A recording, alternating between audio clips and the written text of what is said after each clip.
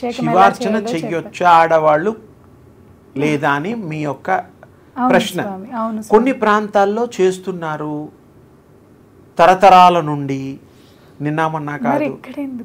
అంటే వారి వారి సాంప్రదాయం, వారి వారి పూర్వీకులు, వాళ్ళ ట్రైనప్. అంటే ఆడవాళ్ళకు కూడా ఉంటుంది కదా స్వామి, అభిషేకం చేయాలి చేస్తున్నారు తల్లి. నేనేం చెప్తున్నాను, ఈ స్టేట్స్లో ఉన్నాయి, నార్త్లో కూడా ఉన్నారు శివభక్తులు. ఇళ్లలో ఆడవాళ్ళు కూడా చేస్తారు.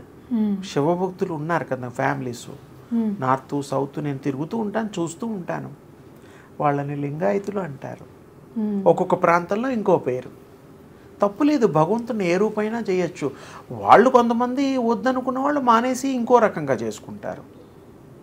నేను మెళ్ళోనే వేసుకుంటున్నారు అంటే గుడిని తీసుకెళ్ళినట్టేనా? అవును స్వామి. చిన్న గుడ్డు ఉంటుంది, పట్టు, చిన్న శివలింగం ఉంటుంది, చిన్నది. ఒక దాని లాకెట్ ఉంటుంది, అది విప్పడానికి మూత ఉంటుంది. అది తీస్తారు, పెడతారు. రోజు స్నానం చేయించింది, పచ్చి మంచిని ముట్టుకోరు. అంత నిష్టగా ఉంటారు లింగాయతులు. అంటే శివారాధకులు, రకరకాల వాళ్ళు, ఎవరైనా శివారాధన చేసేవాళ్ళు దానికి స్నానం చేయించి ఆ శివలింగానికి తను చేసిన తర్వాత అది చేసి ఇవన్నీ చేసి పూజ అంతా అయిన తర్వాత కానీ పచ్చి మంచుని ముట్టుకోరు. నేను చాలామంది నాకు తెలుసు. అంతేందుకు మా గాయత్రి మంత్రం ఆడవాళ్ళు చేస్తుంటారు కదా. గాయత్రి మంత్రం ఇప్పుడు వీళ్ళున్నారు, జంజం వేసుకుంటారు ఆడవాళ్ళు. మీరు చూసారో లేదో, మన వీళ్ళున్నారు కదా హైదరాబాద్లో ఆర్య సమాజ్ వాళ్ళు, ఆడవాళ్ళు కూడా జంజం వేసుకుంటారు, ఆడవాళ్ళు కూడా యజ్ఞం చేస్తారు, అన్నీ చేస్తారు.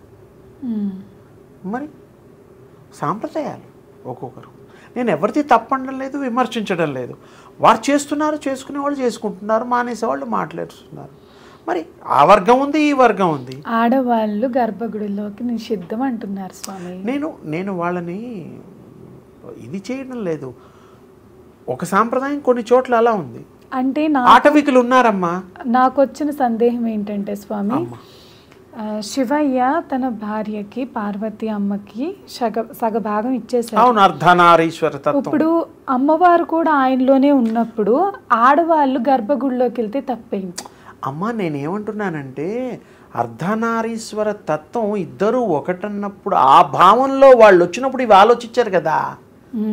ఆ స్థాయిలో వీళ్ళు రావాలి కదా. పూజ చేసుకునే వాళ్ళు ఆ స్థాయిలో గనక ఆలోచిస్తే, భగవంతుడు సర్వవ్యాపకుడు, గుళ్ళు అవసరమా?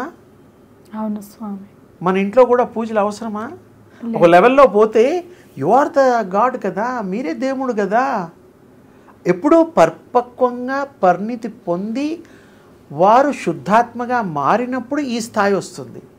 అప్పటి వరకు దేవుడిని చూపించాలి, దేవుడికి పూజలు అవసరమే, దేవుడికి అన్ని కార్యక్రమాలు అవసరమే. అంటే అంతటా వ్యాప్తి చెందిన దేవుణ్ణి ఒకచోట పెడుతున్నాం మనం. అక్కడే ఉన్నాడా దేవుడు, ఇక్కడ లేడా? ఉంటాడు. ఆయన లేని చోట లేడు.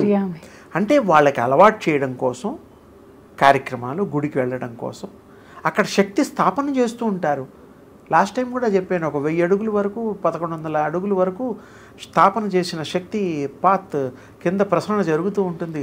అందుకే ప్రదక్షిణాలు చేస్తారా తల్లి అని చెప్పాము. అవును స్వామి. అంత లోతుగా, ఎందుకంటే అందరూ ప్రదక్షిణాలు చేయడంలో అర్థం, పరమార్థం తెలుసుకోవాలనే ఉద్దేశం అన్నమాట. గాయత్రి మంత్రం చేసే తల్లులు ఉన్నారు, జంజం వేసుకునే తల్లులు ఉన్నారు, ఉపదేశం తీసుకునే తల్లులు ఉన్నారు, రకరకాలు ఉన్నారు. ప్రపంచం అంతా ఒక రకంగా నడవడం లేదు. ఒక్కొరు ఒక్కొక్క సాంప్రదాయాన్ని పాటిస్తున్నారు. వారికి అది గొప్ప, వీరికి ఇది గొప్ప. సర్వ మానవులు వాళ్ళకి ఇష్టమైంది మరి పాటించనివ్వండి. మనం కాదన్నా వాళ్ళు ఊరుకోరు, చేయమన్నా చెయ్యరు. వాళ్ళ పూర్వీకుల సాంప్రదాయాన్ని గౌరవించి చేస్తున్నారు, అది తప్పులేదు. శివాయతులు అయితే వాళ్ళు నిత్యం చేస్తుంటారు, అది లేకుండా నీళ్లు తాగరు, ముట్టుకోరు. ఎంత మడి నిష్ట. చాలామంది ఉన్నారు శివారాధకులు, చాలా గొప్ప పవిత్రంగా. వాళ్ళకంటే ఎటువంటి నియమాలు ఉండవు స్వామి శివారాధనకి, మనకి నియమాలు. కామన్ వాళ్ళు కూడా మీరు ఆ స్థాయికి ఎదగండి. మీరు ఎందుకు అట్లా ఫిక్స్ అయిపోతున్నారు? గర్భగుడిలోకి వెళ్ళొచ్చా స్వామి? నేను మళ్ళీ కొంతమంది వెళ్తున్నారు.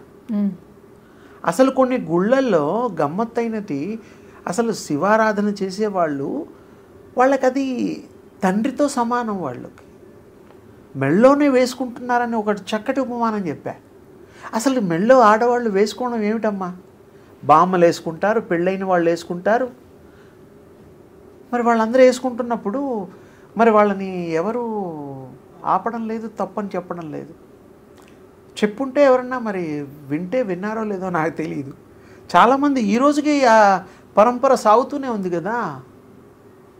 అయితే తప్పు కాదు కదా స్వామి. తప్పు, మీరు తప్పని అనిపిస్తోందా మీకు? వాళ్ళ వ్యక్తిగత విషయాలని చెప్తున్నా నేను. ఇప్పుడు నేను ఒకరు వేయమన్నాను అనుకో, వారికి ఇష్టం లేకపోతే మా స్వామి గారు ఎందుకు చెప్పారంటారు కదా. వాళ్ళ కుటుంబీకులు కనుక ఆ సాంప్రదాయం ఉంటే వాళ్ళు ఫాలో అవ్వచ్చు. ఎందుకంటే ఆల్రెడీ ఉంటున్నారు కదా సమాజంలో, వాళ్ళని చూస్తున్నాం కదా. ఇది నా అభిప్రాయం కాదు, ప్రజల్లోంచి నేను చూసినవి నేను మీ ముందు ఉంచాను ఈ సాంప్రదాయాల్ని. ఎందుకంటే వారి వారి ఉన్నతి, అభివృద్ధి, పూర్వాపరాలు, వాళ్ళ గురువులు ఇచ్చిన మంత్రోపదేశాలు, ఒక్కొక్క ఇంటికి ఒక్కొక్క గురువులు ఉంటారు, సాంప్రదాయాలు ఉంటాయి. భగవంతుడు అందరివాడు, స్త్రీ పురుష వయోవృద్ధ భేదం లేదు దేవుడికి. అందరూ ఆయన బిడ్డలే, ఆ అమ్మవారి బిడ్డలే. తల్లి ఒళ్ళో కూర్చోడానికి ఆ తల్లి వద్దంటుంది ఆ బిడ్డని? నాకు తెలిసి అనదు. తండ్రి ఎత్తుకోరా, ముద్దు చేయడా, గారాబం చేయడా? జగతపితరం వందే శివుడు అందరి తండ్రి, పార్వతీమాత ఆదిపరాశక్తి అందరి తల్లి. ఆ స్థాయి రావాలి. ఆ స్థాయి వచ్చినప్పుడు మీకు ఇవన్నీ ఉండవు. మీరు ఆ స్థితికి రావాలి, అందరూ రావాలి. మహాజ్ఞాన సంపద, భగవత్ సంపద మీకు కలుగుతుంది, దివ్యంగా ఉంటుంది.